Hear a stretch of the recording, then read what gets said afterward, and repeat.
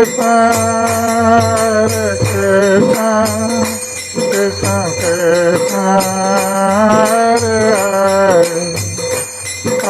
Rama, Rama Rama Rama, Hare Hare, Hare Krishna, Krishna.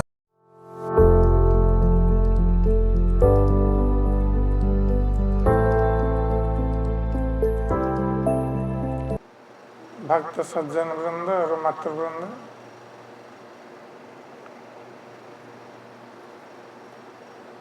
भगवान श्री राम लक्ष्मण जी के साथ जब विश्वामित्र मुनि के आश्रम से विश्वामित्र मुनि और अन्य मुनियों के साथ मिथिला के लिए प्रस्थान कर रहे थे और मुनियों ने बताया था कि महाराज जनक मिथिला में एक महान यज्ञ का अनुष्ठान कर रहे हैं और उनके पास एक विशाल धनुष भी है जो देखने योग्य है। तो विश्वामित्र मुनि ने बताया था कि वो जो धनुष ये महाराज जनक के राजमहल में एक संदूक में बंद होकर रखी गई है, ये रखा गया है और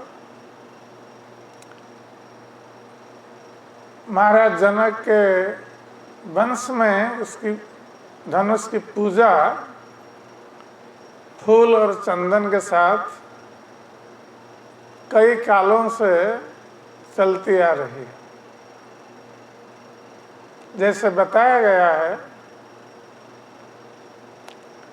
कि शिवजी ने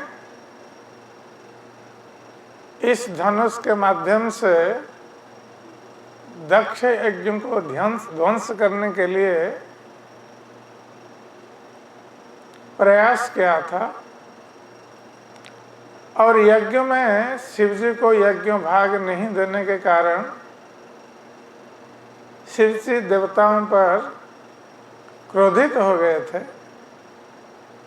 और देवताओं पर इस धनुष से बाण चलाने के लिए प्रस्तुत हो रहे थे। तो देवता लोग भयभीत हो गए और उन्होंने शिवजी को संतुष्ट करने के लिए कई तरह से प्रयास किया, जिसके कारण शिवजी शांत हो गए और इस धनुष को देवताओं को उन्होंने दे दिया था और देवताओं ने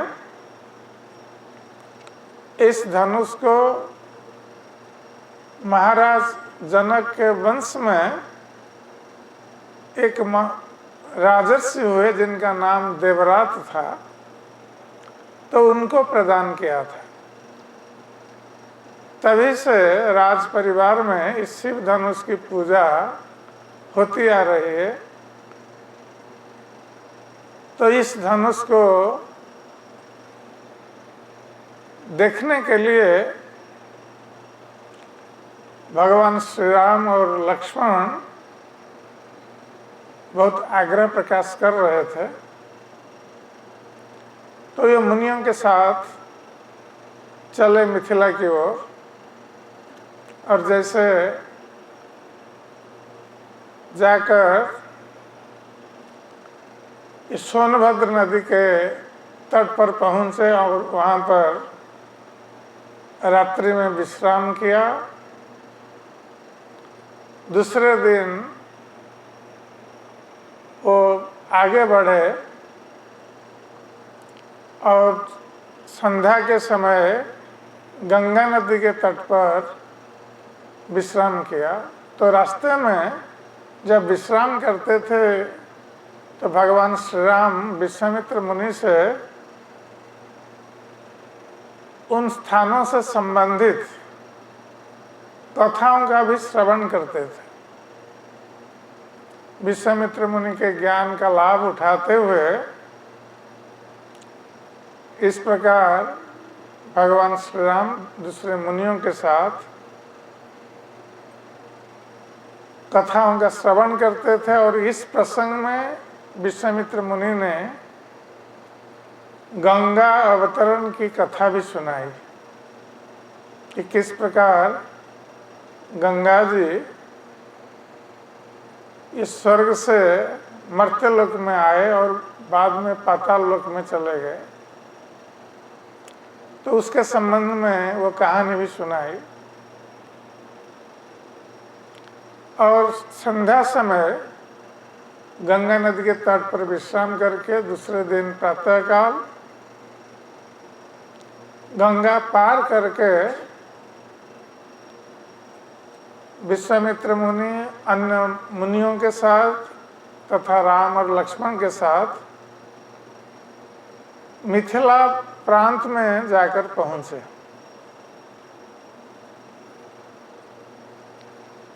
तो मिथिला प्रांत में जब पहुंचे तो वहां पर भगवान रामचंद्र ने एक सुंदर रमणीय आश्रम को देखा। तो उस आश्रम इतना सुंदर और रमणीय था कि भगवान रामचंद्र आकर्षित हो गए उस आश्रम के प्रति। किंतु उनके मन में यह आश्चर्य हो रहा था कि इतना सुंदर आश्रम है, किंतु यहाँ पर कोई मनुष्य या कोई ऋषि दृष्टिगत नहीं होते। तो भगवान रामचंद्र ने विश्वामित्र मुनि से इसका कारण पूछा और ये आश्रम का इतिहास जानने के लिए उन्होंने इच्छा प्रकाश की।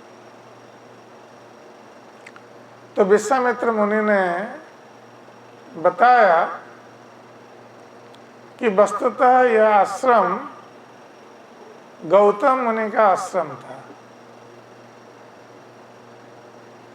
तो गौतम मुनि यहाँ पर अपनी पत्नी अहल्या के साथ रहते थे और तपस्या में रत थे। तो एक दिन गौतम मुनि आश्रम से बाहर गए हुए थे। तो देवराज इंद्र गौतम मुनि का वेश धारण करके उस आश्रम में आए और गौतम मुनि की पत्नी अहल्या के साथ यौन संबंध स्थापित किया। यद्यपि अहल्या पहचान गई थी कि ये देवराज इंद्र हैं जो गौतम मुनि के वेश में आए हुए हैं, फिर भी उन्होंने कोई प्रतिवाद नहीं किया था। तो उसके फलस्वरूप जब गौतम मुनि लौट कर आए और इंद्र को जाते हुए देखा उनके वेश में, तो गौतम मुनि क्या घटना घटित हुई है समझ गए और वहीं पर उन्होंने इंद्र को श्राप दे दिया।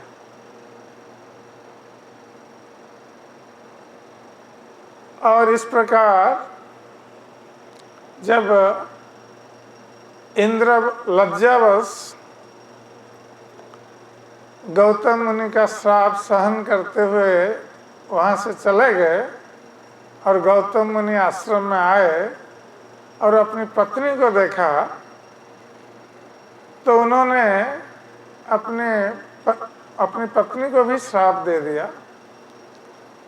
और गौतम मुनि ने कहा कि तुम दुष्चरिता स्त्री, तुमने ये जो कार्य किया है, पाप कार्य किया है, उसके लिए तुम्हें यही दंड है कि तुम अदृश्य होकर निराहार बिना खाए पिए इस आश्रम में रहोगी और राख की शैया पर शयन करेगी।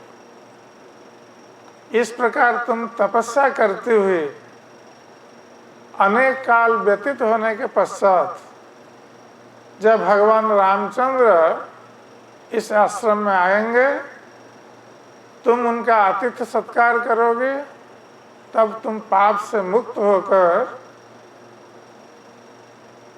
मेरे साथ पुनः मिलित होगी। ये श्राप देकर गौतम मुनि तपस्या करने के लिए हिमालय की ओर चले गए, आश्रम त्याग करके। तभी से वो आश्रम सुना सा पड़ा रहा।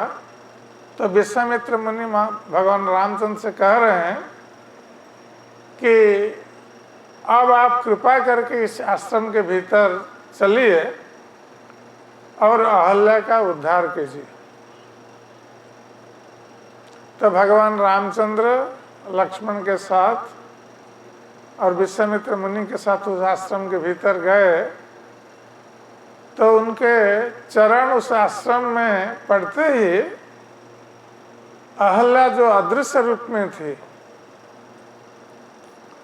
वो अपने स्वरूप में आ गई और उनका पाप नष्ट हो गया। उसके शरीर से दिव्य तेज प्रकट हो रहा था, अहल्या के शरीर से। तो उन्होंने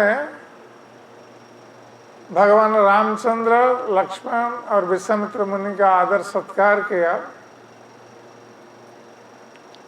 और इस प्रकार अहल्या जब शाप मुक्त हो गई, तो उसी समय गौतम मुनि वहां आकर पहुंचे और अपनी पत्नी के साथ पुनः उस आश्रम में रहने लगे। और भगवान रामचंद्र विश्वामित्र के साथ मिथिला की ओर आगे बढ़े। तो आगे जाते हुए जब वो मिथिला नगरी के पास पहुंचे, तो उस समय महाराज जनक जो विशाल यज्ञ का आयोजन कर रहे थे और उस यज्ञ में बहुत सारे देशों से ब्राह्मण लोग, ऋषिगण आए हुए थे और उन लोगों के वासस्थान के लिए वहाँ पर तंबुओं के निवास स्थान बनाया गया था। तो महाराज जनक को जब पता चला कि ब्रह्मर्षि विश्वामित्र अन्य मुनि ऋषियों के साथ उनके यज्ञ अनुष्ठान में अंशग्रहण करने के लिए आए हुए हैं,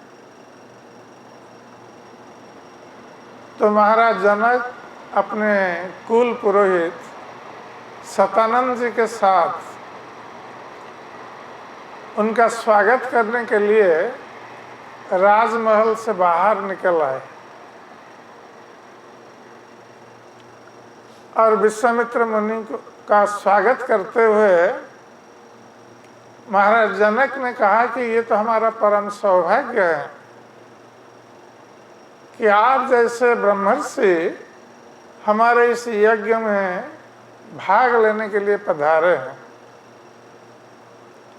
जिससे कि हमारी ये मिथिला नगरी पवित्र हो गई। अब आपके साथ ये दो राजकुमार दिखाई पड़ते हैं जो देखने में अत्यंत सुंदर और बलशाली है, तो इनका परिचय क्या है, ये कौन है?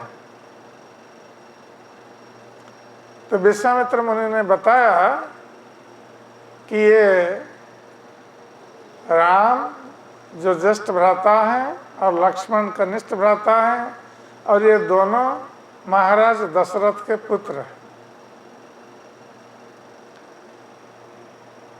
तो महाराज जनक बहुत प्रसन्न हुए राम और लक्ष्मण को देखकर, और महाराज दशरथ के साथ उनके संबंध को जानकर। तो महाराज जनक ने उनका स्वागत करते हुए निवास करने के लिए निवास स्थान अर्पित किया,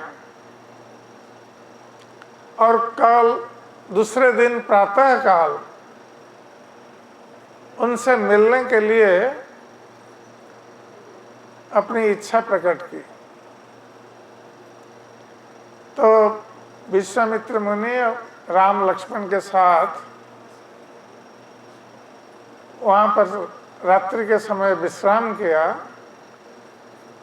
और दूसरे दिन प्रातः काल जनक जी आए विश्वामित्र मुनि से मिलने के लिए, और उनसे मिलने के उपरांत उन्होंने कहा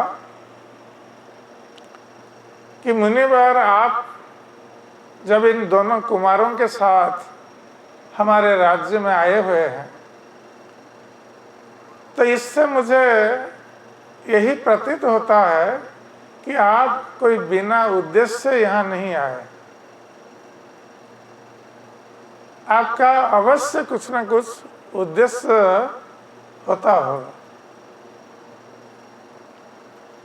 तो विश्वामित्र मुनि स्मित हास्य करते हुए महाराज जनक से बोले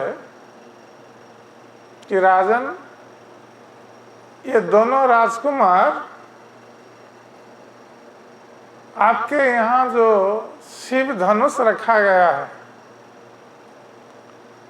उसके संबंध में सुनकर उस शिव धनुष को देखने के लिए बहुत उत्सुक है।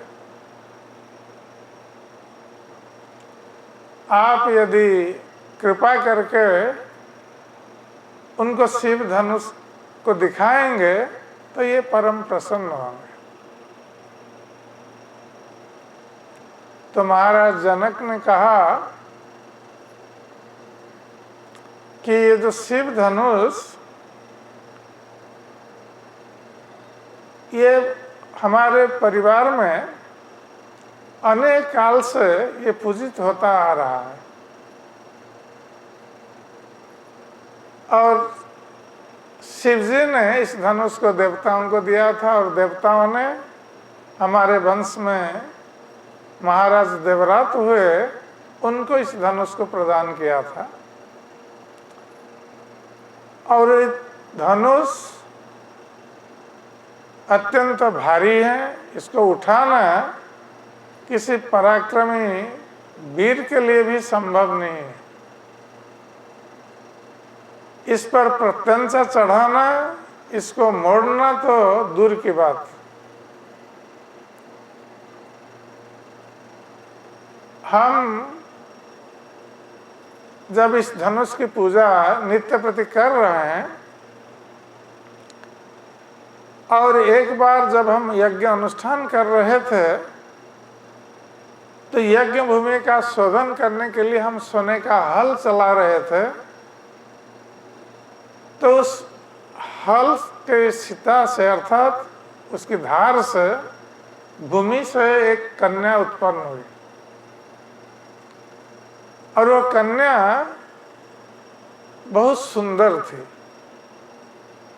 अति शीघ्र वो बढ़ने लगी और उसका नाम हमने सीता रखा है।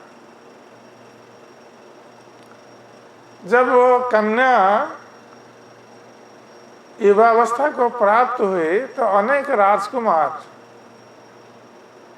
हमारे उस कन्या के साथ विवाह करने के लिए मिथिला आए,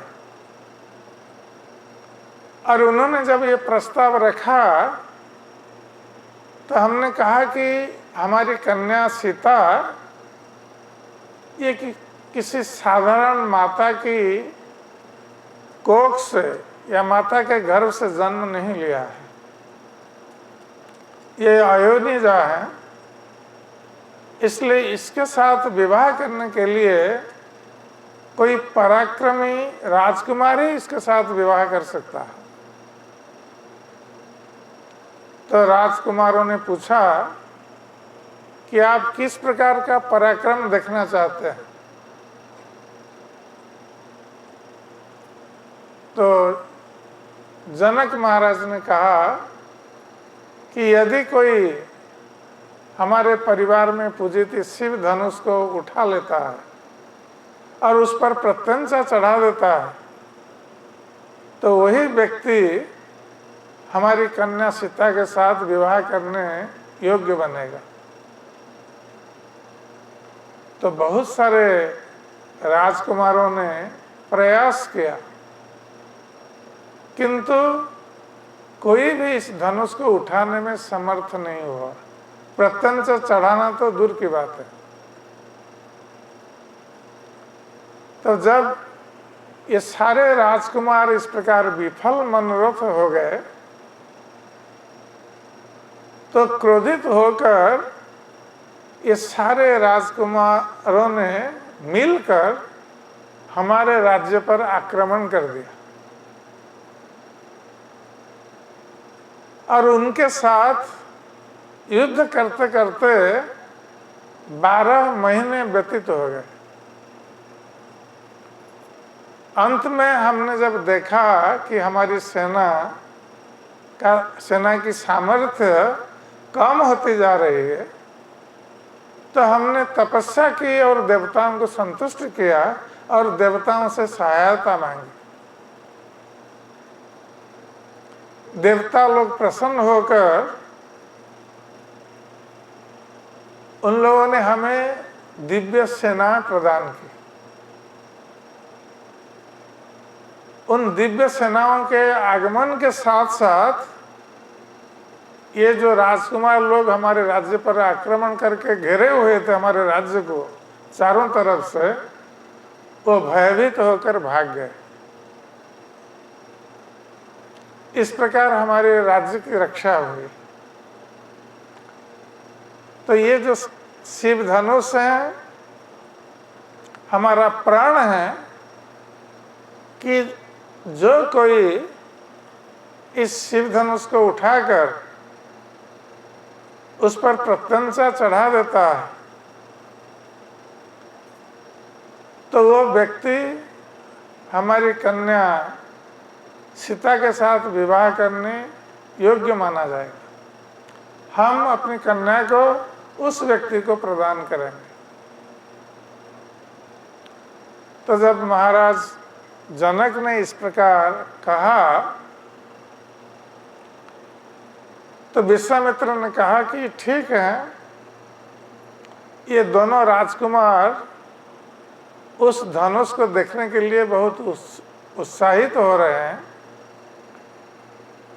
तो आप कृपा करके उस धनुष को इन दोनों को दिखा दीजिए। तो महाराज जनक ने कहा कि ठीक है,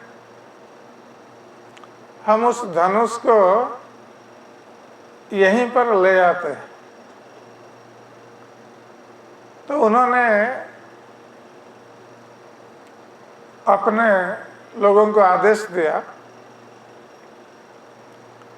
उस धनुष को लाने के लिए, और वो धनुष एक बड़ी लोहे की संदूक में बंद था और उस संदूक में 8 पहिए लगे हुए थे।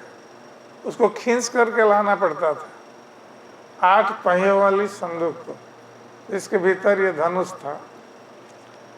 और उस धनुष को लाने के लिए 5000 बलशाली लोग नियुक्त हुए थे, केवल खींच करके लाने के लिए। ये धनुष इतना भारी था।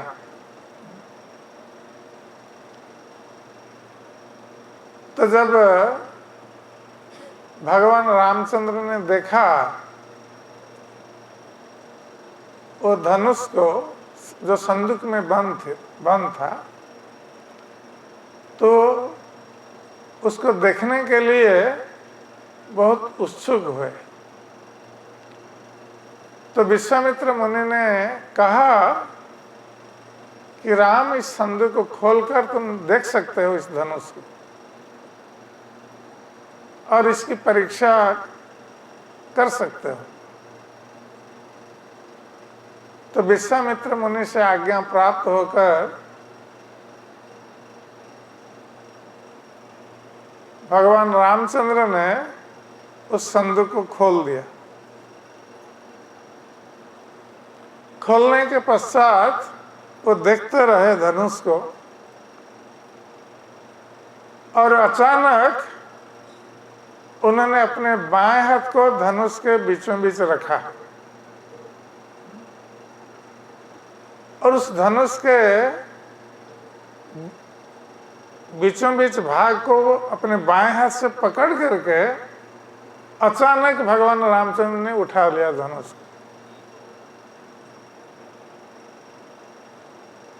तो वहां पर इस दृश्य को देखने के लिए हजारों लोग एकत्रित हो गए थे, क्योंकि मिथिला में ये एक आश्चर्य की घटना थी। मिथिला के लोग कई बार देख चुके थे कि कितने राजकुमार आए इस धनुष को उठाने के लिए, कोई भी उठाने में समर्थ नहीं हुआ था। अब ये अयोध्या के राजकुमार भगवान श्री राम अनायास बिना प्रयास के अपने बाएं हाथ से इस धनुष को उठा लिया है और इस धनुष को उठाने के पश्चात भगवान रामचंद्र ने काल विलंब न करके तुरंत उन्होंने इस धनुष पर प्रत्यंचा को चढ़ा दी।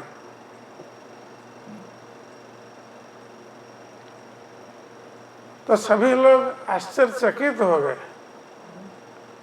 कि किसी राजकुमार ने अभी तक इस प्रकार किया नहीं था, धनुष को उठा नहीं था।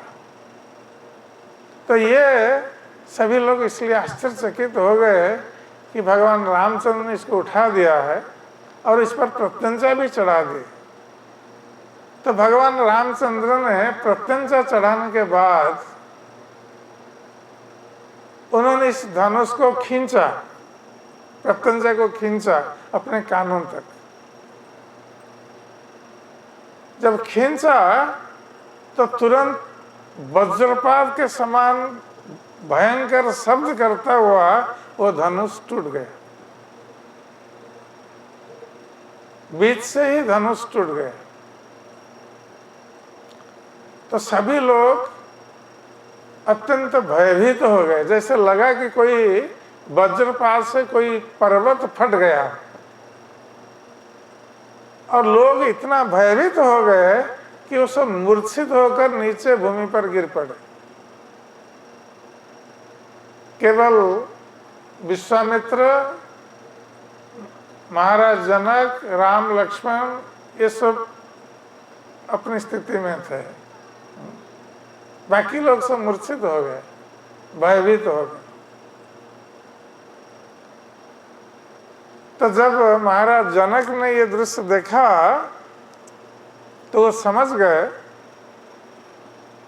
कि उनकी कन्या जो लक्ष्मी स्वरूपा है सीता जी, उनके लिए भगवान रामचंद्र जो विष्णु के अवतार हैं, ये उपयुक्त वर है। तो मिथिला नरेश जनक प्रसन्नचित्त होकर विश्वामित्र मुनि से अनुरोध किया कि हे ब्रह्मर्षि, अब हमारे प्राण के कारण मैं अपनी कन्या सीता को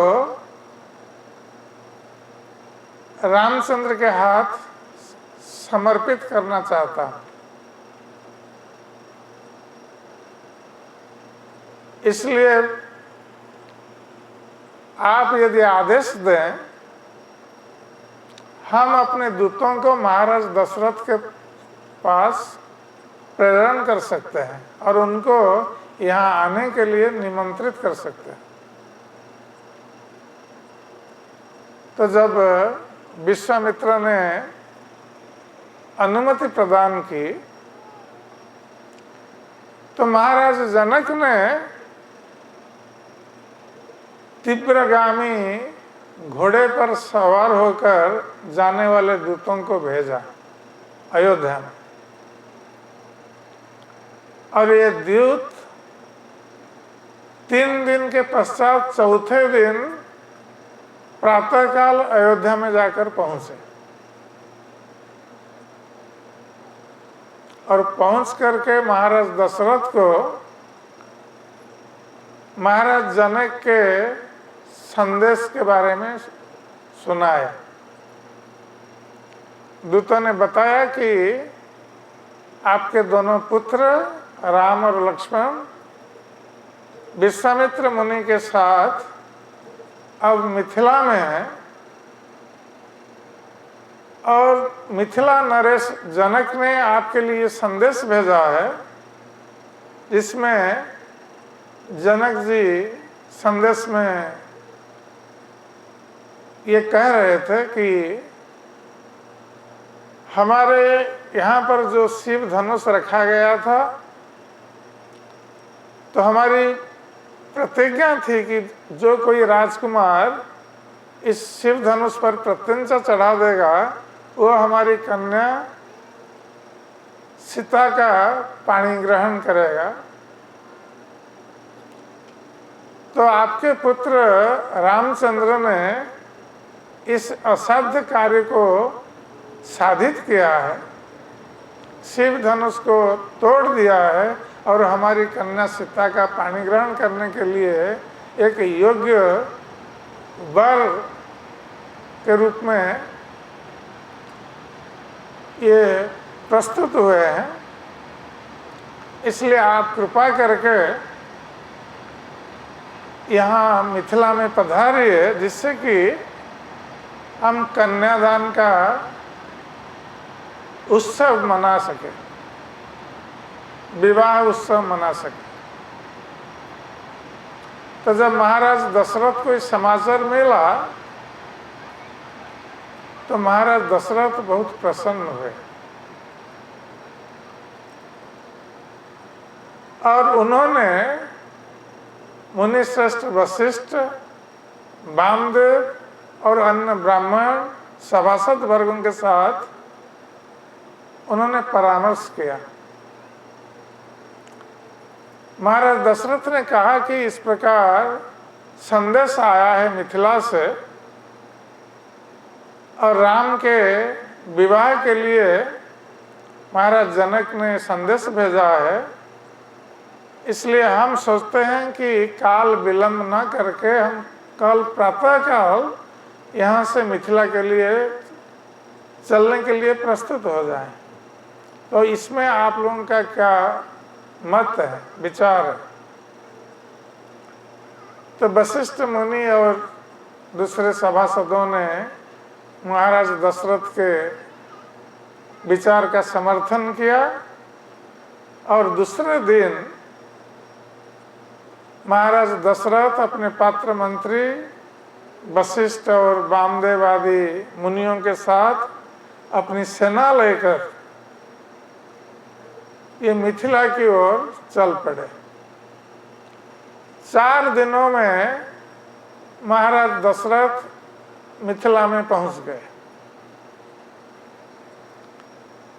तो वहां पर जब महाराज दशरथ पहुंचे और जनक जी को पता चला तो उनका स्वागत करने के लिए जनक जी नगर से बाहर आ गए और महाराज दशरथ को उनके साथ आए हुए मुनि ऋषि और सभासदों को स्वागत करते हुए अपने नगर के भीतर ले गए, उनको उत्तम निवास स्थान पर निवास करने के लिए उत्तम निवास स्थान प्रदान किया। तो जब इस प्रकार विश्राम के उपरांत महाराज दशरथ प्रस्तुत हो गए मिथिला नरेश जनक के साथ विवाह के संबंध में वार्तालाप करने के लिए, तो जनक जी ने महाराज दशरथ से कहा कि हमारा यही विचार है कि हमारी कन्या सीता का विवाह रामचंद्र के साथ हो, और हमारी एक दूसरी कन्या भी है जिनका नाम उर्मिला है, तो उसका विवाह भी लक्ष्मण के साथ हो। तो महाराज दशरथ ने वशिष्ठ मुनि से पूछा और वशिष्ठ मुनि तुरंत राजी हो गए कि ये अति उत्तम प्रस्ताव है। तो महाराज दशरथ भी राजी हुए, और उसके साथ साथ महाराज दशरथ ने अपनी कुल परंपरा के संबंध में मिथिला नरेश को बताने के लिए वशिष्ठ जी को निवेदन किया। तो वशिष्ठ जी ने महाराज दशरथ के जो कुल परंपरा थी उसके संबंध में विस्तार पूर्वक मिथिला नरेश जनक जी के सामने वर्णन किया। अब महाराज जनक ने अपनी कुल परंपरा का वर्णन करते हुए इस विवाह कार्य को आगे बढ़ाने के लिए विश्वामित्र मुनि और वशिष्ठ मुनि से अनुरोध किया। तो विश्वामित्र और वशिष्ठ दोनों ने मिथिला नरेश जनक जी को और एक प्रस्ताव दिया, क्योंकि दशरथ जी के साथ अब उनके दूसरे दो राजकुमार भरत और शत्रुघ्न भी आए हुए थे। तो विश्वामित्र मुनि और वशिष्ठ ने मिथिला नरेश जनक जी से कहा कि आपका जो कनिष्ठ भ्राता है जिनका नाम कुशध्वज है, उनकी दो कन्याएं हैं जिनका नाम मांडवी और श्रुतकीर्ति है। तो उन्होंने कहा कि इन दोनों कन्याओं का विवाह भरत और शत्रुघ्न के साथ आप करा दीजिए, जिससे कि महाराज दशरथ के चारों कुमारों का विवाह आपके परिवार में संपन्न हो सके। तो महाराज जनक अत्यंत प्रसन्न हो गए और उन्होंने अपने कनिष्ठ भ्राता कुशध्वज को बुलाकर ये प्रस्ताव रखा और कुशध्वज भी राजी हो गए। तो इस प्रकार चारों कुमारों का विवाह चार कन्याओं के साथ महाराज जनक और उनके कनिष्ठ भ्राता, तो उनकी कन्याओं के साथ ये विवाह संपन्न होने का आयोजन प्रारंभ हुआ।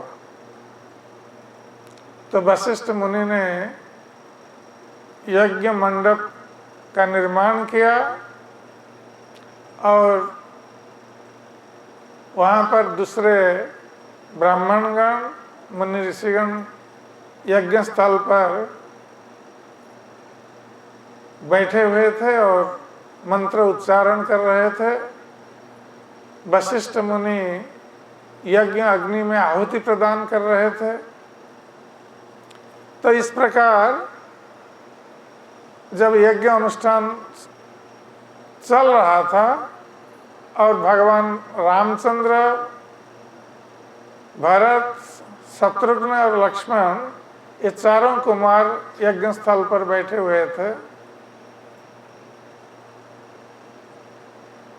तो जनक जी ने सीता को लाकर भगवान रामचंद्र के वाम पार्श्व में बिठा दिया और दूसरी कन्याओं को भी लाकर उनके पतियों के वाम पार्श्व में बिठा दिया और सीता जी का हाथ राम के हाथ में थमा करके जनक जी ने राम से कहा कि हे राम, हमारी कन्या का पानी ग्रहण करके आप उसको सुरक्षा प्रदान कीजिए और अपने जीवन साथी के रूप में उसको ग्रहण कीजिए। तो इस प्रकार चारों कन्याओं को अर्पित किया गया चार कुमारों के हाथ में। और जब यज्ञ में पूर्णाहुति दी गई, उसके पश्चात ये चारों कुमार अपनी पत्नियों के हाथ पकड़ते हुए यज्ञ अग्नि की प्रदक्षिणा की, 3 बार प्रदक्षिणा की। और उसके पश्चात मुनिवर वशिष्ठ, विश्वामित्र उनको प्रणाम करके उनकी भी प्रदक्षिणा की और इस प्रकार विवाह कार्य संपन्न हुआ। दूसरे दिन प्रातः काल जब महाराज दशरथ ये जाने के लिए, अयोध्या जाने के लिए उद्यत हुए, तो महाराज जनक ने बहुत सारे ढेर उपहार कन्याओं के साथ प्रदान किया।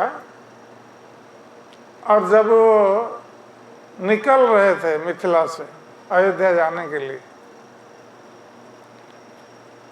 तो उस समय अचानक दशरथ ने कुछ अशुभ संकेत देखे। उन्होंने देखा कि कुछ भयंकर पक्षी आकाश में चित्कार करते हुए उड़ रहे थे और उसके साथ साथ उन्होंने देखा जब रास्ते में जा रहे हैं तो एक हिरण उनके मार्ग के वाम भाग से निकल करके मार्ग के दक्षिण भाग में जा रहा है, दक्षिण दिशा में जा रहा है।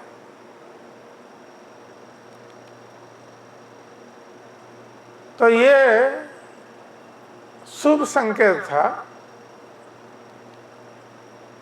तो महाराज दशरथ कुछ समझ नहीं पाए कि पहले अशुभ संकेत हुआ और बाद में शुभ संकेत हुआ, इसका अर्थ क्या है। तो उन्होंने वशिष्ठ जी से पूछा, क्योंकि अब विश्वामित्र विवाह संपन्न होने के पश्चात वो हिमालय की ओर चले गए थे तपस्या करने के लिए। अब वशिष्ठ मुनि साथ में थे दशरथ जी के। तो वशिष्ठ मुनि ने कहा कि राजन, जो अशुभ संकेत आपने देखा है, इसका अर्थ है कि आगे कुछ अशुभ घटना घटित होने वाली है। किंतु उसके साथ साथ आपने जो शुभ संकेत देखा, इसका अर्थ है कि उस अशुभ घटना से आपको भय करने की आवश्यकता नहीं है। तो महाराज दशरथ थोड़ा सा आश्वस्त हुए और जब आगे बढ़े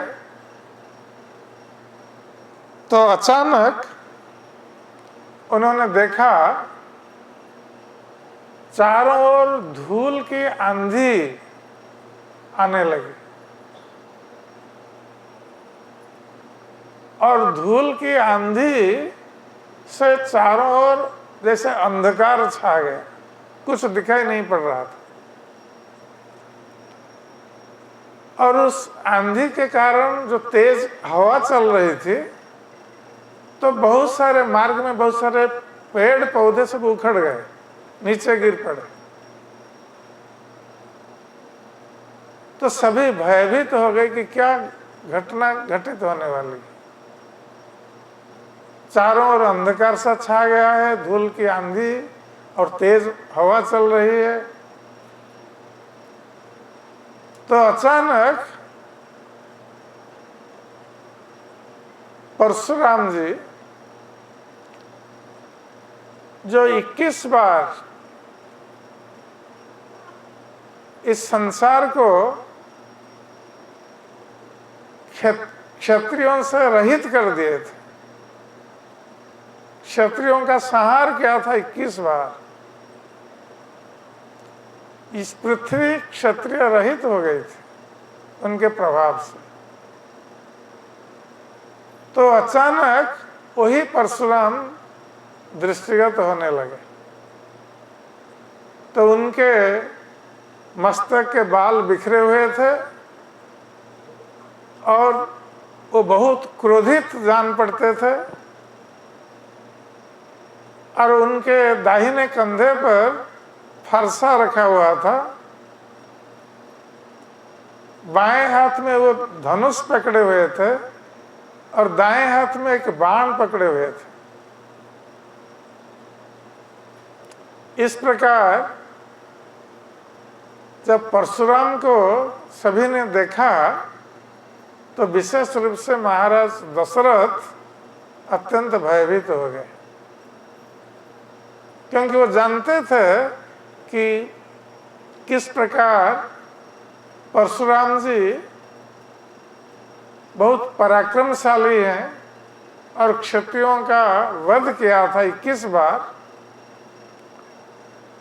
तो दशरथ जी ने सोचा कि ऐसा कुछ ना हो कि परशुराम कहीं हमारे राम के ऊपर आक्रमण न कर दें या हमारे ऊपर आक्रमण न कर दें।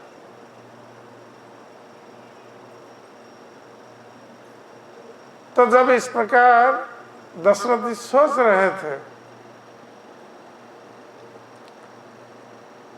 तो परशुराम जी भगवान रामचंद्र के सामने आ गए और उन्होंने भगवान रामचंद्र को कहा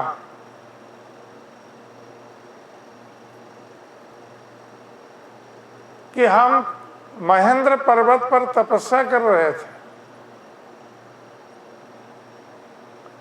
और उस समय तुमने पराक्रम दिखाकर जो शिव धनुष को भंग किया है, उस शिव धनुष के भंग की ध्वनि से हमारी तपस्या भंग हो गई।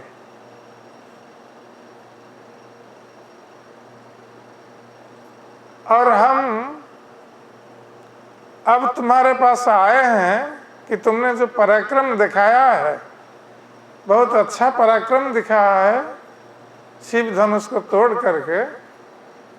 अब हमारे हाथ में ये धनुष है और ये भगवान विष्णु का धनुष है। त्रिपुरासुर का वध करने के लिए विश्वकर्मा ने 2 धनुष की सृष्टि की थी। एक शिव धनुष था, एक विष्णु का धनुष था। तो शिव का धनुष तुमने तो तोड़ दिया है, अब ये विष्णु का जो धनुष है, इसको हमारे पिता जमदग्नि के पिता ऋचिक को भगवान ने अर्पित किया था, वरुण ने अर्पित किया था। तो वो धनुष मेरे हाथ में है अब यदि तुम इस विष्णु के धनुष को हाथ में लेकर इस पर प्रत्यंचा चढ़ा सकते हो और इस धनुष पर बाण रखकर अपने कानों तक खींच सकते हो, तब मैं समझ जाऊंगा कि मेरे साथ युद्ध करने के लिए तुम योग्य हो।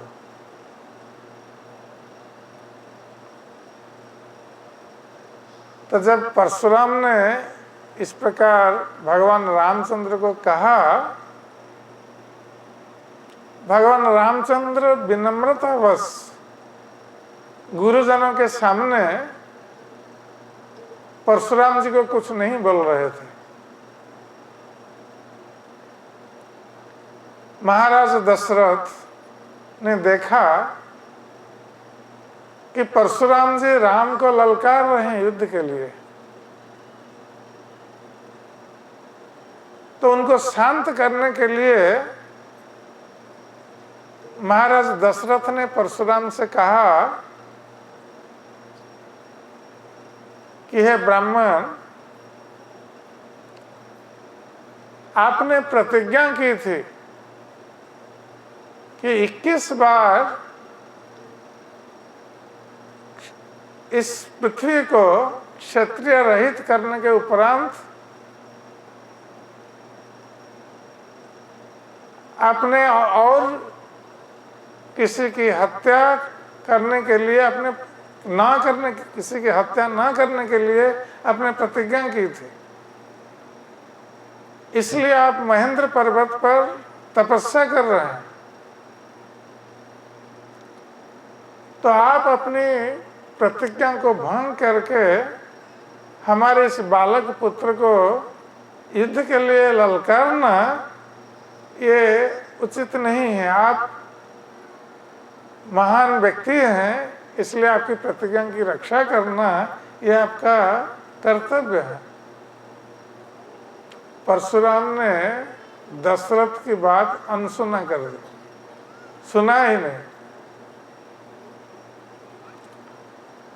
वे जब इस प्रकार कह रहे थे रामचंद्र जी से कि यदि तुम में पराक्रम हो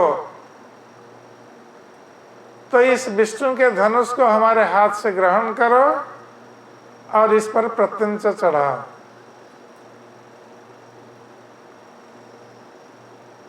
तो भगवान रामचंद्र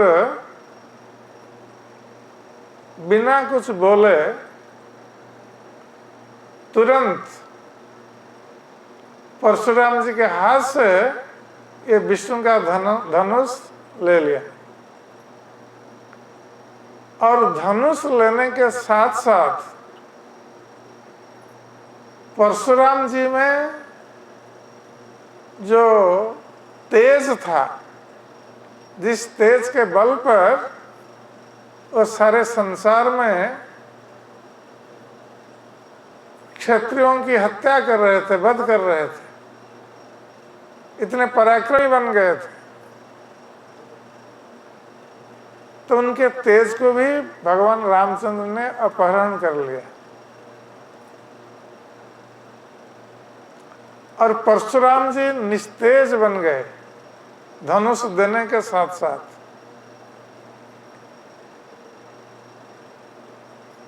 तो भगवान रामचंद्र ने धनुष उठाया, उस पर प्रत्यंचा चढ़ाई और बाण को संयोग किया, अपने कान तक खींचे। उसके बाद उन्होंने परशुराम जी से कहा कि हे ब्राह्मण, आप ब्राह्मण होने के नाते मैं आपका वध नहीं कर सकता, किंतु हमने इस धनुष पर जो बाण रखा है ये कभी व्यर्थ नहीं जाएगा। अब आपके पास दो विकल्प हैं। एक विकल्प है कि आपने तपस्या करके जो पुण्य अर्जित किए हैं जिसके बल पर आप स्वर्ग भी जा सकते हैं। मैं उस पुण्य को इस बाण के द्वारा नष्ट कर दूं, अथवा आप में जो शक्ति है इच्छा के अनुसार गमन की शक्ति, तो ये परशुराम में ये शक्ति थी कि वो जहां इच्छा करेंगे मन के वेग से वहां तुरंत पहुंच जाएगा। तो भगवान रामचंद्र ने कहा कि उस गमन शक्ति को मैं नष्ट कर दूं। आप इन दोनों विकल्प से एक को चुने, किसको मैं नष्ट करूं। अब परशुराम जो तेजहीन हो चुके थे, तो उन्होंने भगवान रामचंद्र से कहा कि हे श्री राम, मैं अब समझ गया कि आप कौन हैं। आप स्वयं भगवान विष्णु हैं जो दुष्टों का विनाश करने के लिए अवतरित हुए हैं। इसलिए आपसे पराजय वरण करके मैं लज्जित नहीं हूं।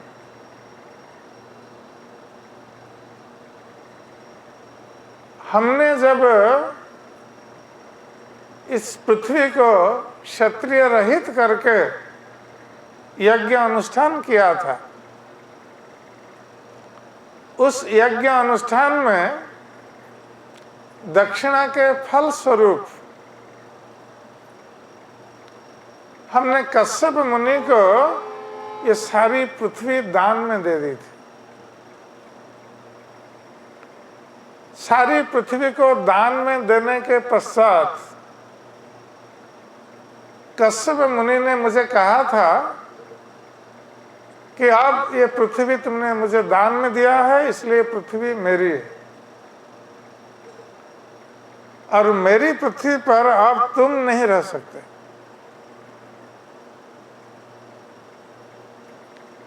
इसलिए मैं रात में तभी से कभी भी पृथ्वी पर निवास नहीं करता। मैं महेंद्र पर्वत पर चला जाता रात में निवास करने के लिए, और वही महेंद्र पर्वत हमारी तपस्या का स्थल है। इसलिए आप कृपा करके मेरे पुण्य को नष्ट कर दीजिए। तपस्या का जो पुण्य मुझे प्राप्त हुआ है, स्वर्ग जाने का जो पुण्य मुझे प्राप्त हुआ है, उसको नष्ट कर दीजिए, किंतु मेरी गमन शक्ति को नष्ट मत करिए, क्योंकि मुझे तुरंत महेंद्र पर्वत जाना है। मैं पृथ्वी पर अधिक समय नहीं रुक सकता। तो जब परशुराम ने इस प्रकार कहा, तो भगवान रामचंद्र ने वो बाण छोड़ा और परशुराम जी के पुण्य को नष्ट कर दिया। अब परशुराम जी ने रामचंद्र की प्रदक्षिणा की और प्रदक्षिणा करने के उपरांत वो मन के वेग से महेंद्र पर्वत पर चले गए।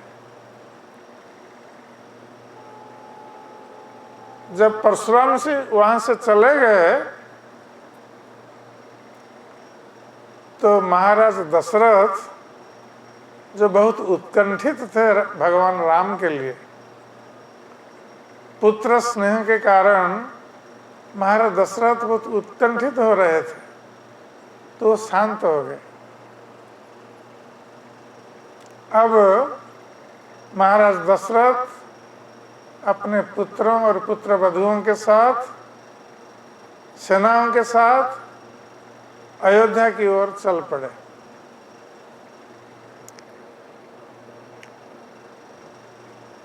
तीन चार दिन के पश्चात जब महाराज दशरथ अयोध्या में पहुंचे, तभी तक ये समाचार परिव्याप्त हो चुका था कि भगवान रामचंद्र, भरत, लक्ष्मण और शत्रुघ्न विवाह के पश्चात अपनी पत्नियों के साथ अयोध्या लौट रहे हैं। तो सारी अयोध्या नगरी दुल्हन के समान सजी हुई थी फूलों से, और सारे अयोध्या के मार्ग सुगंधित जल से सिंचित हुए थे, और हर घर में, हर दुकान पर ये रंगीन दीपक जल रहे थे, और सारे अयोध्यावासी महाराज दशरथ और उनके पुत्रवधुओं का स्वागत के लिए सभी मार्ग पर खड़े होकर सब जयगान कर रहे थे। स्वागत के लिए नृत्य आदि चल रहा था, संगीत आदि चल रहा था, वाद्य बज रहे थे। इस प्रकार स्वागत करके महाराज दशरथ और उनके पुत्रवधुओं को राजभवन में ले लिया गया। तो राजभवन में पहुंचकर रानियों ने पुत्रवधुओं का स्वागत किया, और जो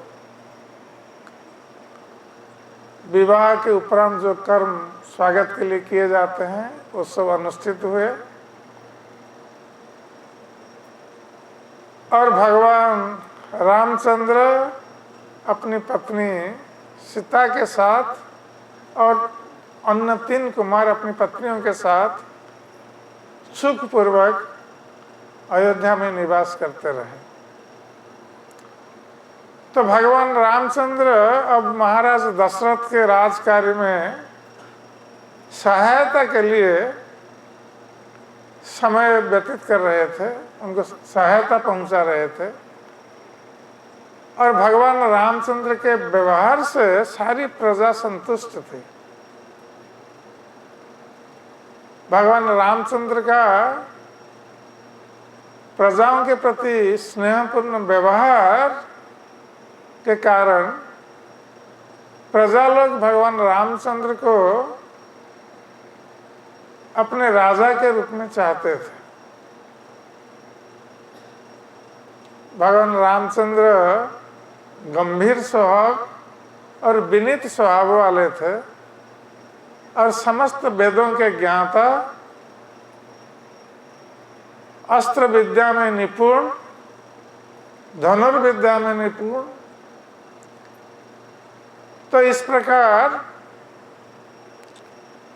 भगवान रामचंद्र महाराज दशरथ को राज कार्य में सहायता पहुंचा रहे थे,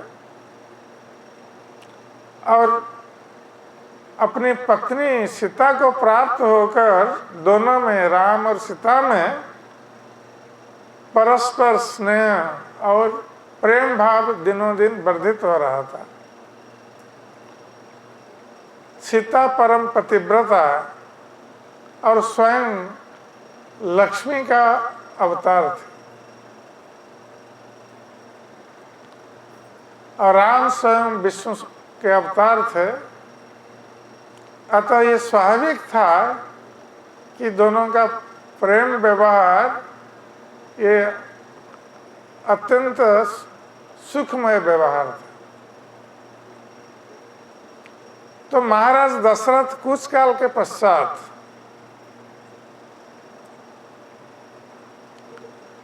वो रात में कुछ दुस्वप्न देख रहे थे। तो महाराज दशरथ ने सोचा कि बार बार दुस्वप्न देखने के कारण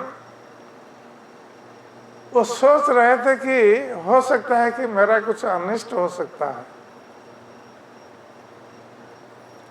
तब तक महाराज दशरथ 60,000 वर्ष तक राज्य शासन कर चुके थे।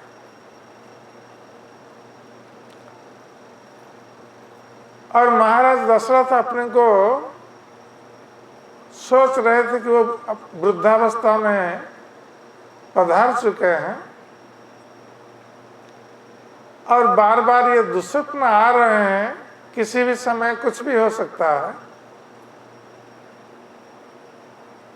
तो महाराज दशरथ चाहते थे भगवान रामचंद्र का राज्याभिषेक करने के लिए, जिससे कि वो राजकार्य से मुक्त होकर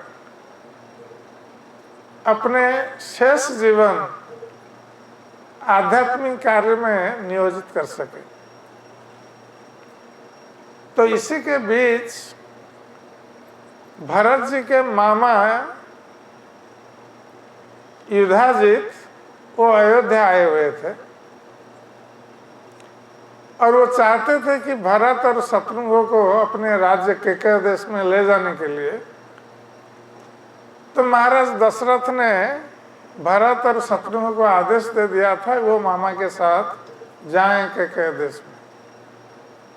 तो भरत और शत्रुघ्न चले गए थे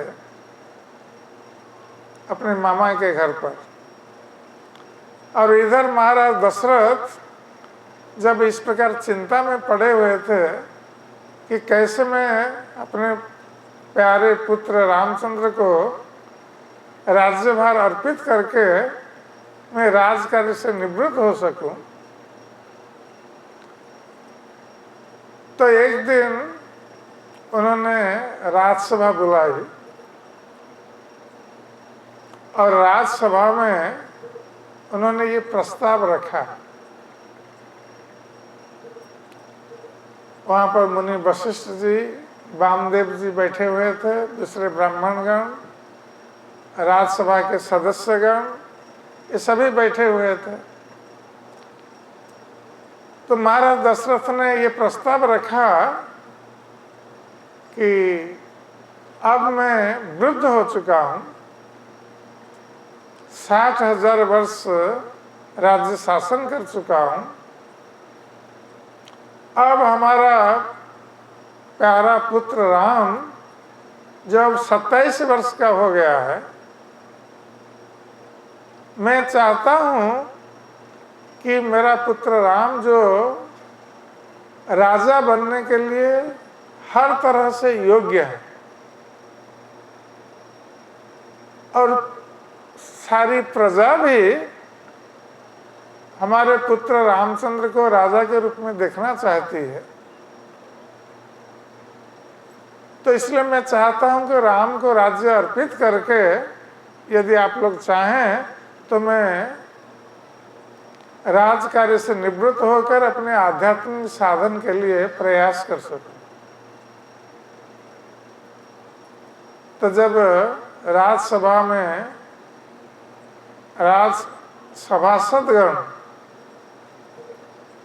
गणों ने ये प्रस्ताव सुना तो बहुत उन लोगों ने प्रसन्नता व्यक्त की। उन लोगों ने कहा कि ये तो बहुत उत्तम प्रस्ताव है, इसलिए यथाशीघ्र आप राम को राज्यभार अर्पित कर सकते हैं। तो महाराज दशरथ ने कहा कि कल से ये पुष्य नक्षत्र योग प्रारंभ हो रहा है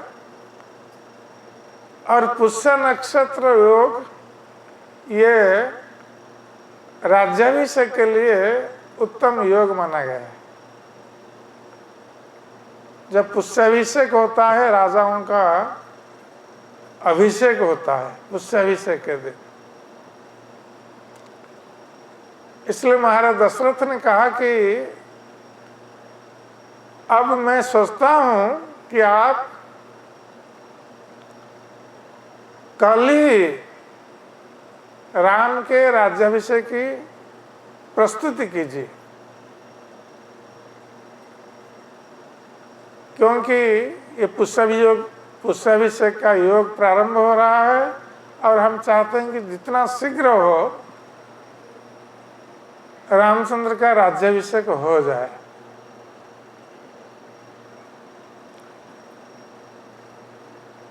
तो उस समय सभी राज सभासदगण परम प्रसन्न हुए और वशिष्ठ मुनि ने सुमंत्र को आदेश दिया राज्याभिषेक की प्रस्तुति करने के लिए। तब महाराज दशरथ ने भगवान रामचंद्र को बुलाया राजसभा में। उन्होंने भगवान रामचंद्र जब आए और उनको दंडवत प्रणाम किया तो महाराज दशरथ ने रामचंद्र को नीचे से उठाकर अपने गले लगाया और उनसे कहा कि प्रिय पुत्र राम, मैं अब वृद्ध हो चला हूं और 60,000 वर्ष तक राज्य शासन कर चुका हूं। अब मैं चाहता हूं कि तुम राज्य का शासन भार ग्रहण करो, जिससे कि मैं राज्य शासन से मुक्त होकर आध्यात्मिक मार्ग के लिए मैं प्रस्तुत हो सकूं। कल से पुष्य नक्षत्र योग प्रारंभ हो रहा है, इसलिए मैं चाहता हूं कि कल ही तुम्हारा राज्याभिषेक हो जाए। तो जब महाराज दशरथ ने इस प्रकार कहा तो भगवान रामचंद्र ने कहा कि पिताजी,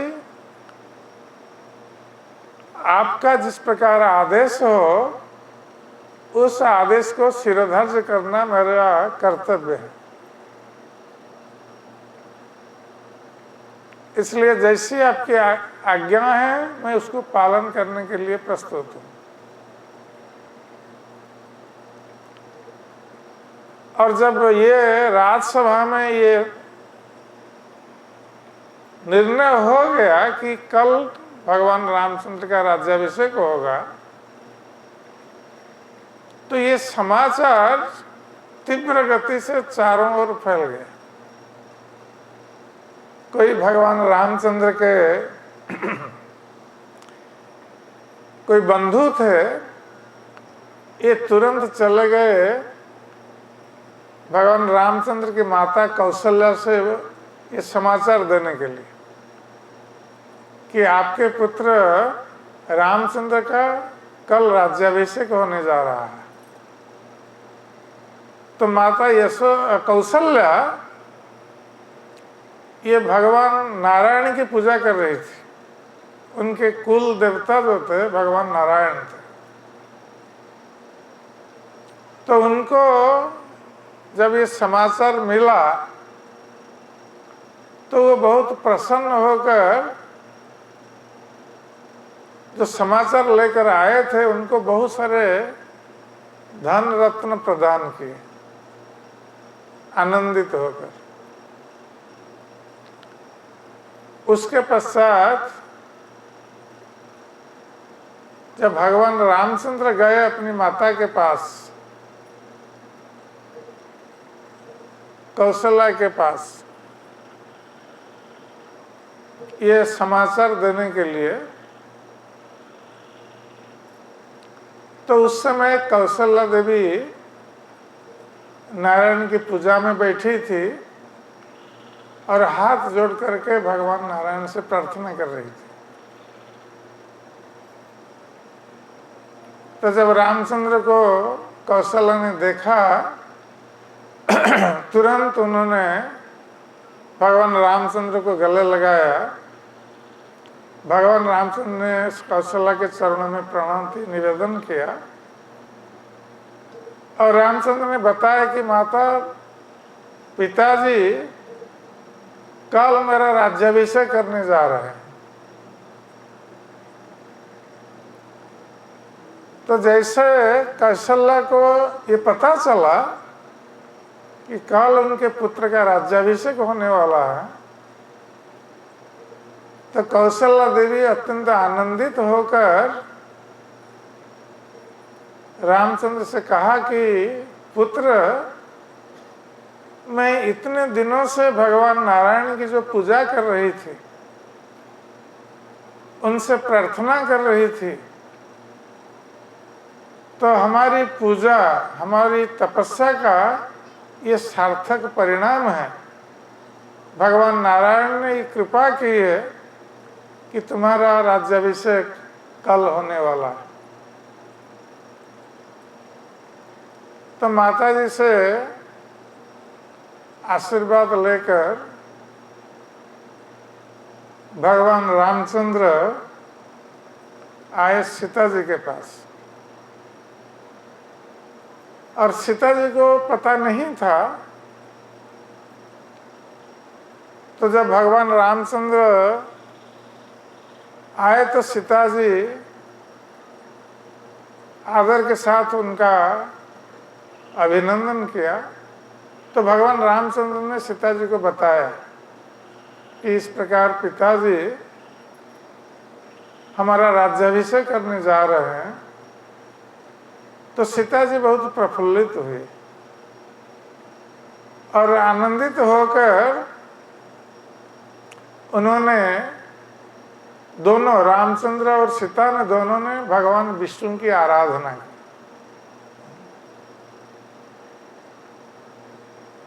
और इस प्रकार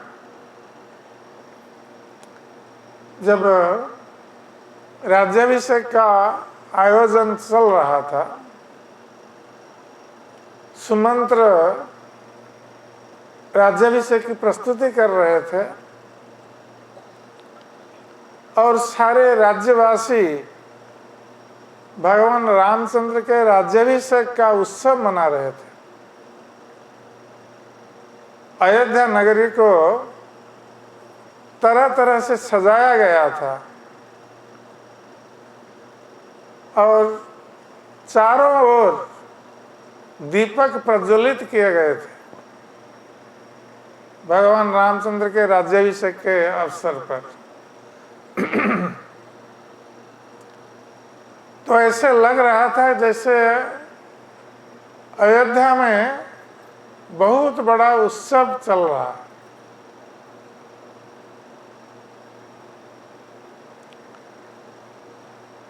तो उसके पश्चात जो दुखद घटना घटी उसके संबंध में हम फिर आगे बताएंगे। हरे कृष्ण।